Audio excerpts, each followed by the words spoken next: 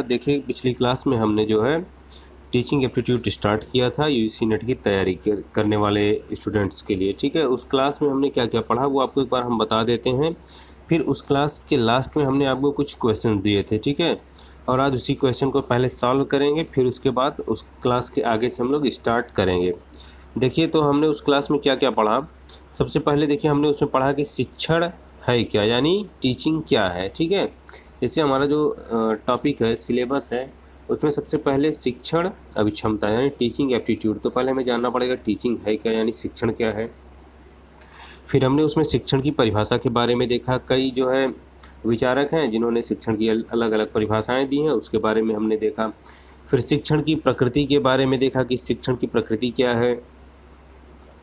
उसके बाद हमने शिक्षण का उद्देश्य देखा कि शिक्षण का उद्देश्य क्या है, क्यों शिक्षण जो है आदमी शिक्षा ग्रहण करता है, क्यों यह प्रक्रिया जो है सतत वर्षों से चली आ रही है, शिक्षण की विशेषताएं क्या क्या होती हैं। ठीक है, इसके बाद हमने देखा कि शिक्षण की आधारभूत आवश्यकता क्या होती है। और उसके बाद फिर हमने क्या देखा, लर्नर की विशेषताएं यानी अध्येता की विशेषताएं। जो एक छात्र होता है, जो सीखने वाला होता है, उसकी क्या विशेषताएं होती हैं। फिर उसके बाद लास्ट टॉपिक था हमारा पिछली क्लास का, शिक्षण को प्रभावित करने वाले कारक। ठीक है, उसमें हमने देखा था 3 कारक होते थे, स्वयं, बौद्धिक और जो है साइकोलॉजिकल फैक्टर। तो ये था हमारा पिछली क्लास का कुछ पॉइंट जिसको हमने देखा था। और हमने आपसे कहा था कि वीडियो को आप लोग ज़्यादा से ज़्यादा शेयर करिए, जिससे कि ज़्यादा से ज़्यादा लोग देख सकें, तो हमें भी वीडियो बनाने में अच्छा लगे। फ़िलहाल जो है अभी बहुत अच्छा रिस्पांस तो नहीं है वीडियो पर, लेकिन जो है मैं अपना काम करूँगा, देखूँगा 1-2 यूनिट का वीडियो बना के। अगर आप लोग जो है तैयार हैं वीडियो देखने के लिए, कुछ सीखने के लिए, तो फिर मैं ये कार्य चालू रखूँगा, और अन्यथा फिर जो है मेहनत करने का कोई फ़ायदा नहीं है, तो इसलिए फिर जो है हमें बंद करना पड़ेगा। ठीक है, ये प्रोग्राम। तो फ़िलहाल अभी हम लोग टीचिंग और रिसर्च कंप्लीट करते हैं, तब तक देखते हैं कि कैसा आप लोगों का रिस्पांस है, आप लोग जो है कितना सहयोग करते हैं। तो चलिए शुरू करते हैं। देखिए पिछली क्लास में क्या था कि उसके लास्ट में जो है, जैसे हमारी क्लास ओवर होती है, हमने जो पढ़ा था उसके बाद हमने आपको कहा था कि हम आपको कुछ क्वेश्चंस दे रहे हैं, आप लोग उसको सॉल्व करके कमेंट में उसका आंसर दीजिएगा।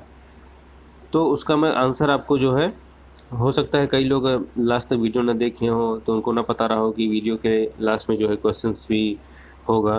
तो फिलहाल मैं उनके आंसर बता रहा हूँ, और सेम वही आज हम उसी तरह से आज हम उसको कंटिन्यू करेंगे। पहले हम लोग पढ़ेंगे, उसके बाद फिर लास्ट में कुछ क्वेश्चंस आपको मैं दूंगा और आपको उसके आंसर्स करने होंगे।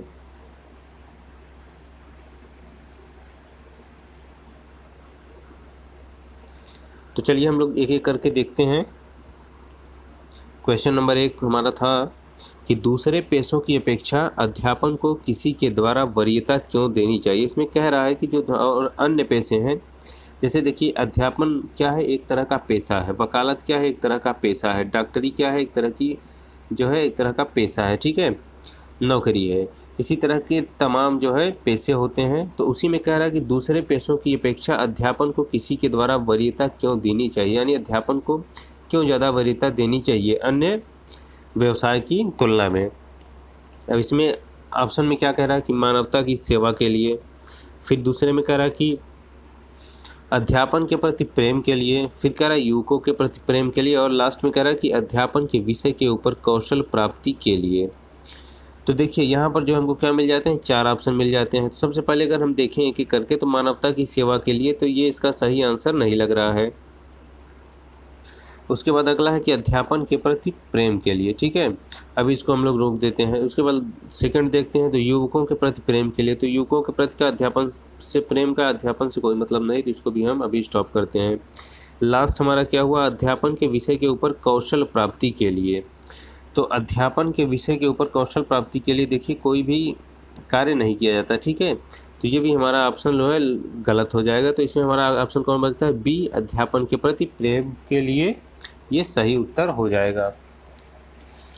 चलिए अगला प्रश्न हम लोग देखते हैं कि सेकंड है, कह रहा है कि यदि छात्र क्लास में न आए तो एक अध्यापक की हैसियत से आप क्या करेंगे। मान लीजिए आप किसी कॉलेज में, किसी स्कूल में अध्यापक हैं, और आपके छात्र जो है, जैसे कि इस वीडियो को आप लोग नहीं देख रहे हैं, उसी हिसाब से जो है अगर आप अध्यापक हैं और आपकी क्लास में छात्र नहीं आ रहे हैं तो आप क्या करेंगे। ठीक है, उसका सही उत्तर तो इसमें पहला ऑप्शन दिया है कि वास्तविकता की उपेक्षा करेंगे, यानी जो आपको पता है क्लास में नहीं आ रहे हैं स्टूडेंट तो क्या करेंगे, उसकी उपेक्षा कर देंगे। बहुत से टीचर होंगे जो कि ऐसा करते होंगे कि ठीक है आप पढ़ो चाहे ना पढ़ो, हमसे क्या मतलब है, तो वास्तविकता की उपेक्षा करेंगे। अध्यापन को रुचिकर तथा प्रभावी बनाने की कोशिश करेंगे, ये भी ऑप्शन जो है हमारा। पहले हम चारों देख लेते हैं, फिर उसके बाद छात्रों को दंड। छात्रों को देखिए दंड देना कोई सही कारण नहीं होगा कि वो जो है आपकी क्लास में आए। उसके बाद लास्ट करा कि कारण समझना और उसे दूर करना। ये देखिए सबसे सटीक उत्तर लग रहा है कि हमें उसका कारण समझना पड़ेगा कि छात्र क्लास में क्यों नहीं आ रहे हैं, उन्हें ऐसी क्या समस्या है। तो फिर उस कारण जब हम समझ लेंगे उस समस्या को, तो उसे हमें क्या करना पड़ेगा, उसे हम दूर कर देंगे। तो जब ऐसा हम करेंगे तो हो सकता है कि छात्र हमारी क्लास में आना शुरू कर दें। चलिए अगला प्रश्न देखते हैं हम लोग। नीचे कुछ गतिविधियों को, प्रश्न नंबर 7 है, ध्यान दीजिएगा। नीचे कुछ गतिविधियों को प्रस्तुत किया गया है जिन्हें लेक्चर की विकास अवस्था में अपनाया जा सकता है। ठीक है, अपनाया जा सकता है। अब इसमें देखिए क्या क्या दिया है, अवस्था क्या क्या है। अवस्थाएं हैं सादृश्य का प्रयोग। ठीक है, सादृश्य का प्रयोग कह रहा है। उसके बाद कह रहा है कि पूर्व ज्ञान का परीक्षण। ठीक है, पूर्व ज्ञान का परीक्षण। फिर कह रहा है कि नियत कार्य का देना। ठीक है, नियत कार्य का देना। उसके बाद दिया है कि दृष्टांतों का प्रयोग, यानी उदाहरणों का प्रयोग या जो भी अनुभव है उसका प्रयोग। उसके बाद कह रहा है सहायक सामग्री से समझाना। यहाँ पर हमको 5 पॉइंट मिल गए। अब इसमें से पूछ रहा है कि लेक्चर की विकास में निम्नलिखित में से कौन सा योग सर्वाधिक उचित है। अब इन पांचों में सर्वाधिक उचित पूछ रहा है। ठीक है, सबसे ज़्यादा उचित कौन सा है शिक्षण के विकास अवस्था में। ठीक है, किसी लेक्चर क्लास के विकास अवस्था में। तो देखिए अब इसमें अगर हम देखेंगे तो पहला हमारा ऑप्शन दिया है 1, 2, 3। ठीक है, सादृश्य का प्रयोग, पूर्व ज्ञान का परीक्षण और नियत कार्य का देना। अब इसमें 2 ऑप्शन छूट जा रहे हैं जो कि काफ़ी जरूरी है, दृष्टांतों का प्रयोग और सहायक सामग्री। ठीक है, तो हम लोग सबसे पहले देख लेते हैं इन पांचों में से कौन सबसे बेहतरीन होगा। सबसे पहले देखिए है सादृश्य का प्रयोग, तो ये एक हम चलिए इसको रखते हैं। ठीक है, उसके बाद पूर्व ज्ञान का परीक्षण, तो आप स्टूडेंट से उसके पूर्व ज्ञान का परीक्षण करके जो है कुछ हासिल कर सकते हैं, लेकिन ये लेक्चर की विशेषता नहीं है। ठीक है, उसके बाद नियत कार्य का देना। नियत कार्य मतलब आप कोई कार्य दे रहे हैं तो ये भी जो है बहुत मतलब महत्वपूर्ण विशेषता नहीं है। ठीक है, उसके बाद दृष्टांतों का प्रयोग। देखिए दृष्टांत यानी उदाहरण समझिए, उदाहरण का प्रयोग एक लेक्चर क्लास में बहुत ही जरूरी होता है, तो ये भी हमारा हो जाएगा सही। उसके बाद सहायक सामग्री से समझाना, ये भी तीनों क्या है, ये भी क्या है, लेक्चर की विशेषता है, अवस्था है। तो इसमें हमारा हो जाएगा सादृश्य का प्रयोग, सहायक सामग्री का से समझाना और दृष्टांतों का प्रयोग। ये 3 अवस्थाएं हो जाएंगी जो कि लेक्चर के विकास के लिए महत्वपूर्ण है। तो ये ऑप्शन 1 फर्स्ट हो जाएगा, 4th हो जाएगा और 5th ये किस में है, 1st, 4th, 5th ये है ऑप्शन सी में। ठीक है, तो ऑप्शन सी हमारा सही हो जाएगा। चलिए आगे हम लोग देखते हैं, अगले प्रश्न की ओर बढ़ते हैं। देखिए हमारा प्रश्न नंबर 3 है। इसमें कह रहा है कि निम्नलिखित में से एक विकल्प को चुनिए जिसे आप उस समय सर्वोचित समझते हैं जबकि छात्र अपनी कक्षा में ध्यान नहीं दे रहे हैं। देखिए अगर छात्र अभी कक्षा में ध्यान नहीं दे रहे हैं तो आप जो है इन ऑप्शन में से सर्वाधिक उचित क्या समझेंगे। इस समस्या की उपेक्षा, छात्रों को दंड देंगे, छात्रों को ध्यान देने के लिए कहेंगे या कारण समझाएंगे। ठीक है, तो देखिए जब छात्र आपकी कक्षा में ध्यान नहीं दे रहे हैं तो उसकी उपेक्षा करना अच्छी बात नहीं है, छात्रों को दंड देना भी सही नहीं है। ठीक है, छात्रों को ध्यान देने के लिए कहिए। छात्रों को ध्यान अगर आप देने के लिए कहेंगे भी, लेकिन अगर उनका मन नहीं लग रहा है, उनको समझ में नहीं आ रहा है, तो आप छात्रों को जो है क्या करेंगे, कारण सहित समझाएंगे। उनको समझाएंगे कि क्या कारण है, क्यों आप ध्यान नहीं दे पा रहे हैं। तो हमारा कि कक्षा चारण में विदुषता अधिकतर किस पर आधारित है। ठीक है, कक्षा चारण में विदुषता की अधिकतर किस पर आधारित है। देखिए इसी तरह के प्रश्न आपसे जो है पूछ लिए जाएंगे। तो इसमें हमारा ऑप्शन दिया है कि अध्यापन के ज्ञान की कमी पर, छात्र के ज्ञान की कमी पर, कक्षा में शोर पर, कक्षा के बाहर शोर पर। तो देखिए कक्षा के बाहर शोर पर से कोई खास इसका मतलब है नहीं, कक्षा में जो लेक्चर हो रहा है कक्षा चारण हो रही है। ठीक है, कक्षा चारण का मतलब है कि क्लास चल रही है, इसको आप समझिए ऐसे।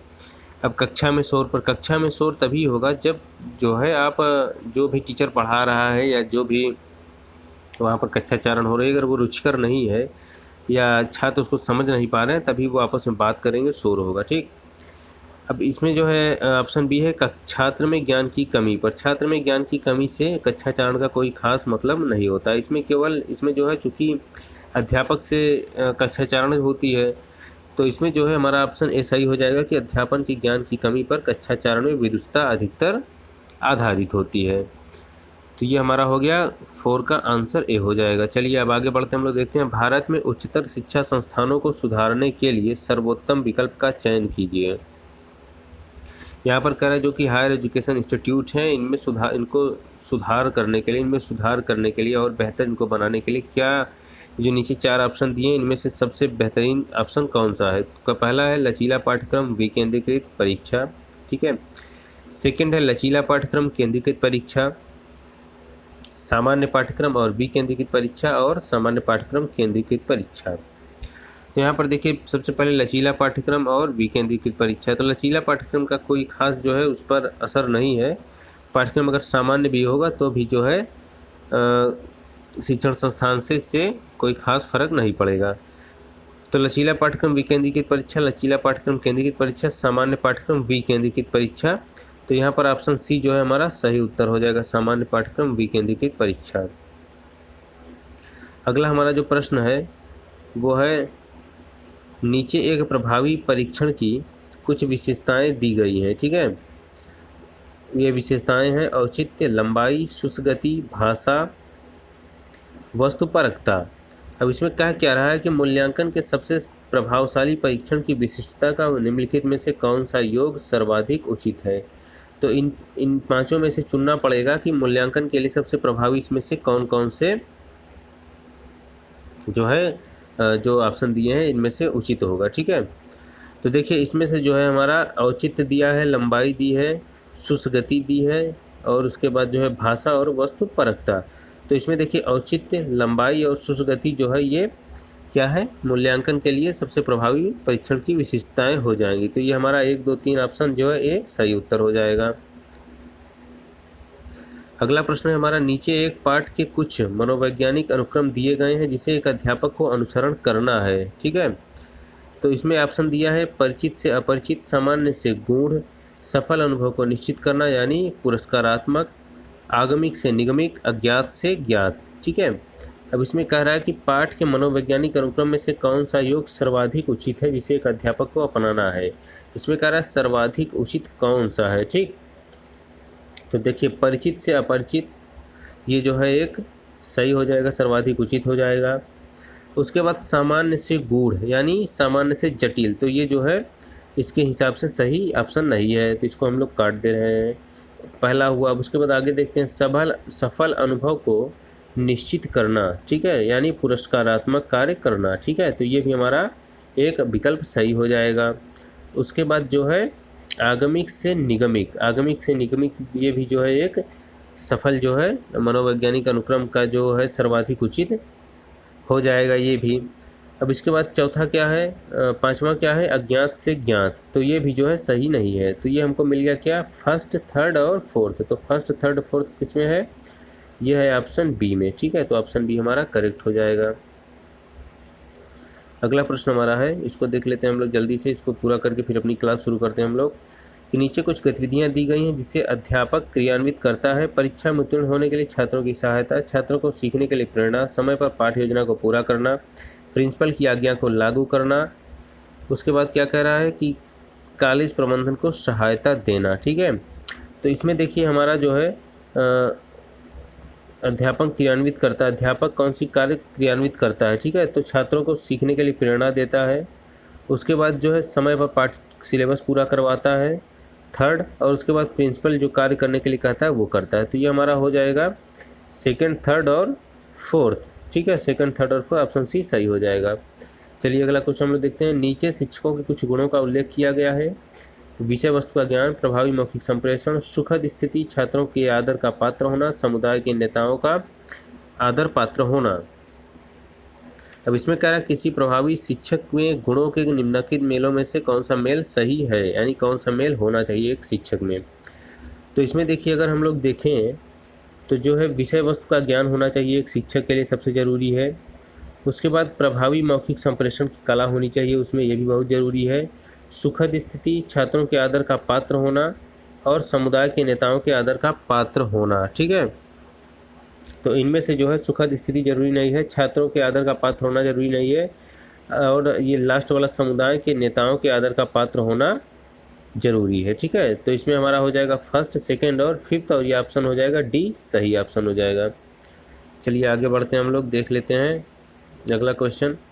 अगला क्वेश्चन है, अपने अध्यापक कार्य को अधिक प्रभावी बनाने के लिए सबसे अधिक किस पर निर्भर करना चाहिए। ठीक है, तो अपने अध्यापन कार्य को अधिक प्रभावी बनाने के लिए सबसे अधिक किस पर निर्भर करना चाहिए, तो ये हो जाएगा अपने ज्ञान पर। ठीक है, अगला क्वेश्चन है हमारा, नीचे किसी व्याख्यान के प्रारंभिक चरण से संबंधित कुछ क्रियाओं का उल्लेख किया गया है। प्रस्तुत प्रकरण को भावी अधिगम से संबद्ध करना, प्रस्तुत प्रकरण को पूर्ववर्ती प्रकरण से संबद्ध करना, छात्रों में रुचि जगाना और उन्हें अभिप्रेरित करना, पूर्व ज्ञान को जांचना, विषय वस्तु से क्षेपण। अब इसमें कह रहा है कि किसी व्याख्यान के प्रारंभिक चरण के निम्नलिखित में से कौन सा मेल उपयुक्त है। ठीक है, तो इसमें देखिए प्रस्तुत प्रकरण को भावी अधिगम से संबंध करना, ये हमारा सही हो जाएगा।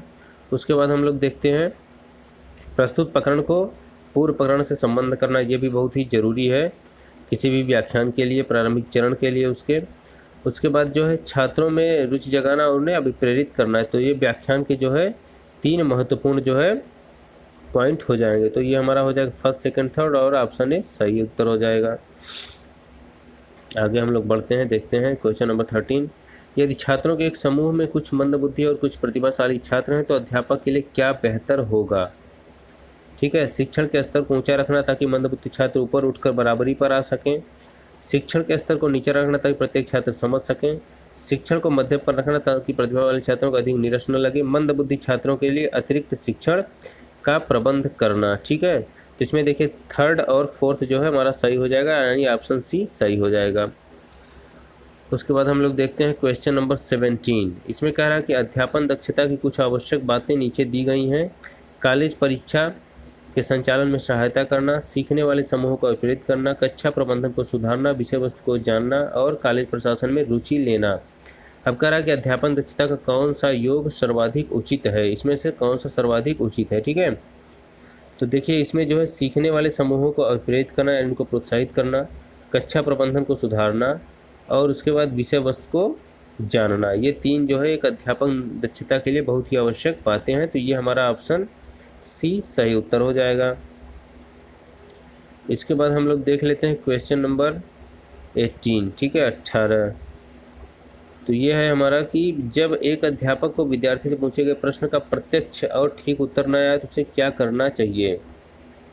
कोई अस्पष्ट उत्तर का विद्यार्थी को संतुष्ट कर देना चाहिए, विद्यार्थी को बोल देना चाहिए कि वे असंबद्ध प्रश्न न पूछें, विद्यार्थी को बता देना चाहिए कि वह बाद में उत्तर देगा, विद्यार्थी को बता देना चाहिए कि वे पुस्तकालय में जाकर पुस्तकों में स्वयं उत्तर खोजें। तो देखिए इसमें क्या है, अगर आपसे कोई स्टूडेंट प्रश्न पूछ रहा है, आपको नहीं आ रहा है या आप बताने में असमर्थ हैं, तो आप क्या कहेंगे उसको, सबसे इसका उचित आंसर हो जाएगा विद्यार्थी को बता देना चाहिए कि वह बाद में उत्तर देगा। ठीक है, आप नेक्स्ट दिन ले जा करके उसकी समस्या को सॉल्व कर सकते हैं। अगला क्वेश्चन है हमारा, एक अध्यापक एक प्रभावी संचारक तभी बन सकेगा यदि वह निर्देशात्मक साधनों का प्रयोग करता है। वह जो कुछ पढ़ा रहा है उसका अर्थ विद्यार्थियों को समझने में सहायता करता है, समझाने में सहायता करता है। वह पढ़ाते हुए बीच में प्रश्न पूछता है, वह विषय से संबंधित प्रश्नों के सही उत्तर प्राप्त करने में विद्यार्थियों की सहायता करता है। तो इसका सही उत्तर हो जाएगा वह निर्देशात्मक साधनों का प्रयोग करता है। तो निर्देशात्मक साधनों के प्रयोग से क्या होगा कि वो उनको समझाने में भी समर्थ होगा और उनको जो है कोई समस्या होगी उसका समाधान भी कर देगा। तो ये हमने जो है पिछली क्लास में जो हमने कुछ प्रश्न आपको दिए थे उसके उत्तर हो गए और एक्सप्लेनेशन हो गया। चलिए आज की क्लास को हम लोग शुरू करते हैं और जल्दी से अपना आगे का सिलेबस कवर करते हैं। ठीक है, तो देखिए पिछली क्लास में मैं आपको भी बता ही दिया हमने क्या क्या पढ़ लिया था। अब उसके आगे से आज हम लोग शुरू करेंगे। तो आज का हमारा जो पहला टॉपिक होगा वो होगा शिक्षण विधियाँ, यानी मेथड्स ऑफ टीचिंग। ठीक है, मेथड्स ऑफ टीचिंग समझिएगा, आप लोग समझने का प्रयास करिएगा कि मेथड्स ऑफ टीचिंग यानी शिक्षण विधियाँ क्या क्या हो सकती हैं। तो नीचे कुछ प्रमुख विधियाँ दी गई हैं, इनको हम लोग देखेंगे। यहाँ से देखिए क्वेश्चन हर बार आपके एग्जाम में पूछा जाता है। ठीक है, तो इसको आप लोग ध्यान से देखिएगा कौन कौन सी शिक्षण विधियाँ हैं। तो पहली हमारी है आगमन विधि। ठीक है, सेकंड है निगमन, थर्ड है खोज या अन्वेषण विधि, फोर्थ है बोध प्रणाली, 5th है निरीक्षण प्रणाली, ध्यान दीजिएगा। 6th है यांत्रिक प्रणाली। 7वां है सामूहिक पाठन विधि। 8 नंबर है क्विज प्रणाली और 9 है प्रश्नावली प्रणाली। ठीक है, अब इसको हम लोग क्या करेंगे। 10 नंबर है अभ्यास प्रणाली, 11 है पुनरावृत्ति, 12 है विश्लेषण संश्लेषण विधि। तो चलिए हम लोग इसको एक एक करके समझने का प्रयास करते हैं कि आगमन विधि क्या है, निगमन विधि क्या है, यांत्रिक क्या है, ये सब करके एक एक करके समझ लेते हैं। तो देखिए आगमन विधि क्या होता है। आगमन विधि में होता यह है कि इस विधि में शिक्षण सूत्र यानी विशिष्ट से सामान्य की ओर, अभी हमने देखिए एक प्रश्न किया था उसमें था कि वो आगमन विधि का ही प्रश्न था। ठीक है, तो इस विधि में शिक्षण सूत्र विशिष्ट से सामान्य की ओर या स्थूल से सूक्ष्म की ओर प्रयोग किए जाते हैं। ध्यान दीजिएगा, इसमें जो है जो शिक्षण सूत्र है इसका यानी आगमन विधि का जो शिक्षण सूत्र है वो ये हो जाएगा कि इसमें हम लोग विशिष्ट से सामान्य की ओर, ठीक है, विशिष्ट से सामान्य की ओर अध्ययन करते हैं, या ऐसे कह सकते हैं कि स्थूल से सूक्ष्म की ओर यानी बड़े से छोटे की ओर, या विशिष्ट से सामान्य की ओर हम आगे बढ़ते हैं। तो ये हमारा हो जाएगा आगमन विधि। ठीक है, इस विधि में शिक्षार्थी के सम्मुख विभिन्न उदाहरण दिए जाते हैं तथा फिर उन्हीं उदाहरणों के माध्यम से विषय वस्तु तथा सिद्धांत का प्रतिपादन किया जाता है। शिक्षण को यह मनोवैज्ञानिक विधि है तथा छोटे बच्चों के लिए अत्यंत उपयोगी होती है। ये देखिए छोटी क्लास में आगमन विधि से पढ़ाया जाता है। उसमें होगा क्या, पहले हम जो है देखिए जिन्होंने यहाँ पर बीएड किया है उनको अच्छे से पता होगा कि आगमन विधि जो छोटे स्टूडेंट होते हैं उनको आगमन विधि कैसे पढ़ाते हैं। इसमें होता क्या है कि क्लास में जब जैसे ही आप जाएंगे आप कुछ उदाहरण देंगे, कुछ एग्जाम्पल देंगे और बच्चों को क्या बताएंगे गेस करने के लिए। ठीक है, फिर उसके बाद क्या करेंगे, आप उन उदाहरणों के हिसाब से जो है अपने विषय वस्तु यानी सिलेबस पर पॉइंट पर आएंगे और फिर उस सिद्धांत को समझाने का प्रयास करेंगे। तो ये हमारी हो जाएगी आगमन विधि। अगला हम लोग देखते हैं निगमन विधि। निगमन विधि क्या है, ठीक है, यह विधि अब देखिए ये क्या है, आगमन के जस्ट विपरीत होगी, क्योंकि आगमन और निगमन क्या है, एक दूसरे का अपोजिट है। तो उसमें क्या था, उसमें था कि हम लोग जो है विशिष्ट से सामान्य और स्थूल से सूक्ष्म की ओर। ठीक है, अब इसमें क्या हो जाएगा कि सामान्य से विशिष्ट और सूक्ष्म से स्थूल की ओर, जस्ट उसका उल्टा हो जाएगा। तो ध्यान दीजिएगा, आगमन आप याद कर लेंगे तो निगमन हो जाएगा। इसमें फिर क्या हो जाएगा कि हम सिद्धांत को बता देंगे, फिर बच्चों से एग्जाम्पल के बारे में पूछेंगे या उनको फिर लास्ट में एग्जाम्पल बताएंगे। ये क्या होता है, ये उच्च कक्षाओं में विद्यार्थियों के लिए अत्यंत उपयोगी होता है। ध्यान दीजिएगा, आगमन जो है वो निम्न छोटी कक्षाओं में और निगमन क्या है, ये उच्च कक्षाओं में। ठीक है, अगला हमारा है खोज या अन्वेषण विधि। ठीक है, खोज या अन्वेषण विधि में क्या है, नाम से ही पता चल रहा है कि खोज से संबंधित कुछ है। तो विश्लेषण से संश्लेषण की ओर, ठीक है, विश्लेषण से संश्लेषण की ओर प्रयोग किया जाता है इसमें। ठीक है, इस विधि में विद्यार्थी प्रत्येक तथ्य की खोज स्वयं करते हैं और स्वयं तथ्यों से संबंधित जानकारी जुटाते हैं, प्रयोगों की दिशा निर्धारित करते हैं, फिर प्रयोग द्वारा परिणाम प्राप्त करना इस विधि की विशेषता है। कुल मिलाकर इसमें कोई प्रयोग किया जाता है, कोई खोज किया जाता है, फिर उसके बाद फाइनल में उसका रिजल्ट जो है क्या आता है वो लिखा जाता है। तो ये हमारा खोज या अन्वेषण विधि हो जाएगा। इसके बाद हमारा नेक्स्ट है बोध प्रणाली। बोध प्रणाली देखिए नाम से समझ में है कि बोध प्रणाली का पठन शिक्षण में अत्यधिक महत्व है। प्रारंभिक स्तर पर बोध प्रणाली का अर्थ शिक्षा रूपी पठन क्रिया में लगे और समान पाठन दृष्टि से पठन क्रिया के वस्तुबोध, प्रतिबल ज्ञान और कौशल में सफल हो सके। किसी भी पाठ के केंद्रीय भाव को ग्रहण करना बोध से संबंधित है। पठन कौशलों में पठन के बाद छात्रों को बोध हुआ कि नहीं यह देखना है। इसमें क्या होता है कि आपको बोध कराया जाता है किसी भी पाठ का, या कोई कुछ आपको जो पढ़ाया जा रहा है उसका आपको ज्ञान हुआ कि नहीं, उसका जांच जो है किया जाता है। तो ये हमारी बोध प्रणाली हो जाएगी। इसके बाद निरीक्षण प्रणाली है। निरीक्षण प्रणाली में क्या होता है कि शिक्षक स्वयं न बताकर बालकों को स्वयं निरीक्षण के लिए प्रोत्साहित करता है। इस विधि में ज्ञान प्राप्ति के साथ साथ विद्यार्थियों में स्वतंत्र रूप से देखने, सोचने तथा अपने विचार प्रकट करने की क्षमता का विकास होता है। इसमें कह देंगे कि स्टूडेंट जो है वो खुद जो है उसको सोचे और उसको जो है अपने से लिखे, उसके बारे में विचार अपने व्यक्त करे। तो इससे क्या होगा कि आपका जो है सोचने का जो दायरा है वो बढ़ेगा, वो आप उसको अच्छे से किसी भी चीज़ को सोच और समझ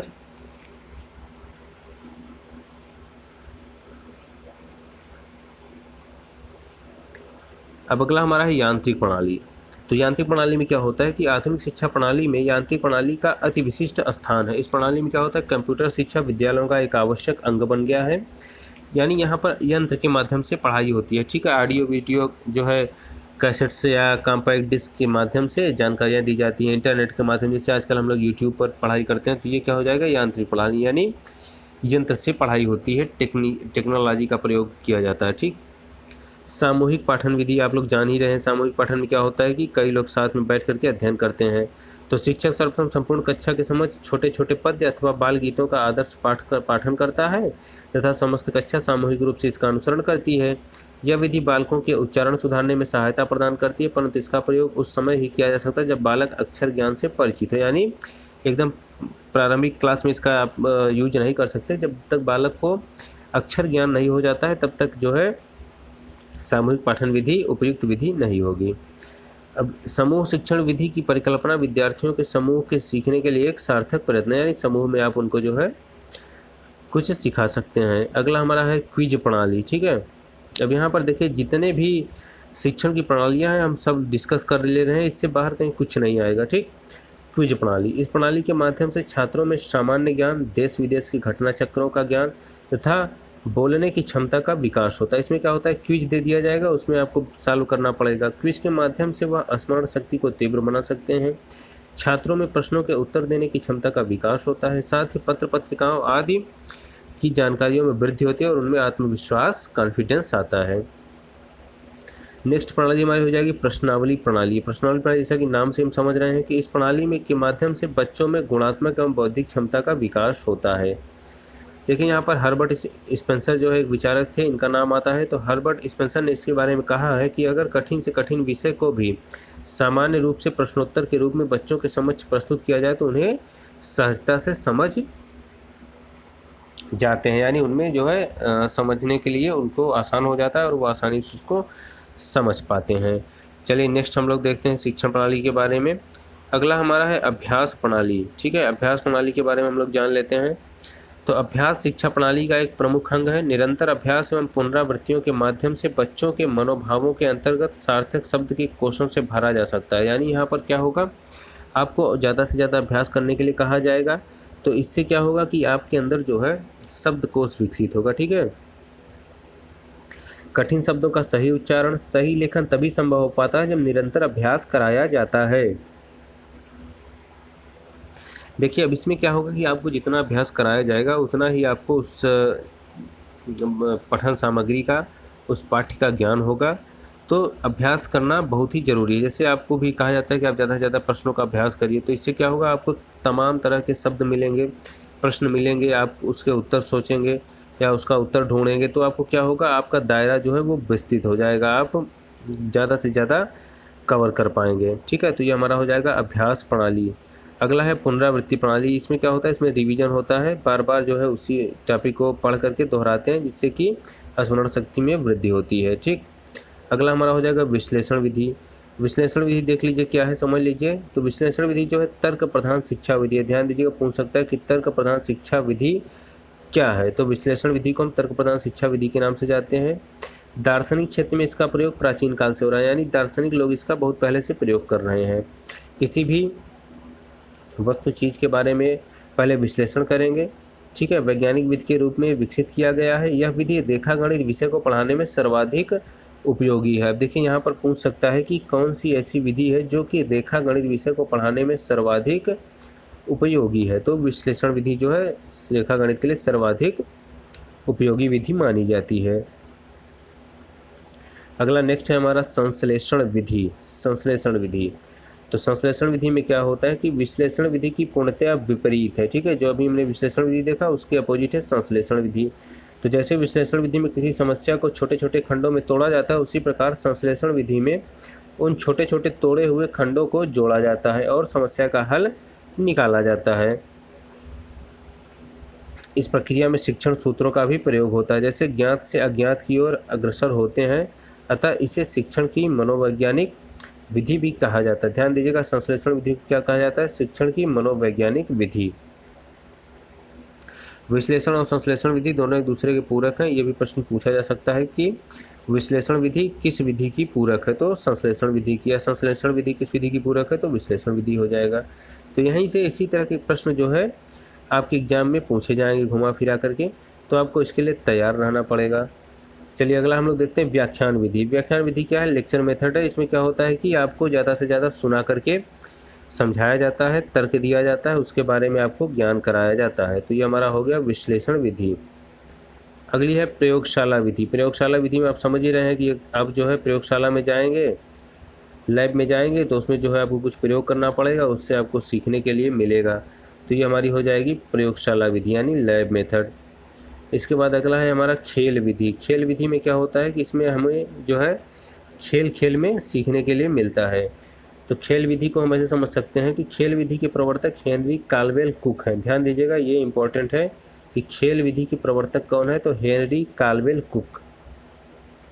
हेनरी काल्वेल कुक, ठीक है, काल्वेल कुक जो है खेल विधि के प्रवर्तक हैं। ध्यान दीजिएगा, ये नाम आप लोग याद कर लीजिएगा, हेनरी काल्वेल कुक। उन्होंने अपनी पुस्तक प्ले वे, ध्यान दीजिएगा ये भी इम्पोर्टेंट है कि हेनरी काल्वेल की पुस्तक क्या है या खेल विधि प्रणाली का किस पुस्तक में जिक्र किया गया है, तो पुस्तक का नाम है प्ले वे। प्ले वे, ध्यान दीजिएगा, प्ले वे है नाम पुस्तक का। तो खेल विधि के प्रवर्तक कौन हो गए, हेनरी काल्वेल कुक, और इनकी पुस्तक है प्ले वे में इसकी उपयुक्तता बताई है। जब बच्चा इस प्रणाली के द्वारा शिक्षण में रुचि लेने लगता है तो वह इसके लिए शिक्षण न रहकर एक खेल की तरह सहज हो जाता है, यानी वो उसके लिए खेल खेल में सीखने के लिए उसको मिलता है। अब इसमें जो है इसका भी कई बार वर्गीकरण कर दिया जाता है कि जैसे मान लीजिए स्वप्न के आधार पर कुछ लिखने के लिए दे दिया जाता है, ठीक है, चित्र के आधार पर कोई चित्र ड्राइंग दे दी गई, उसके आधार पर उसको लिखने के लिए कह दिया गया।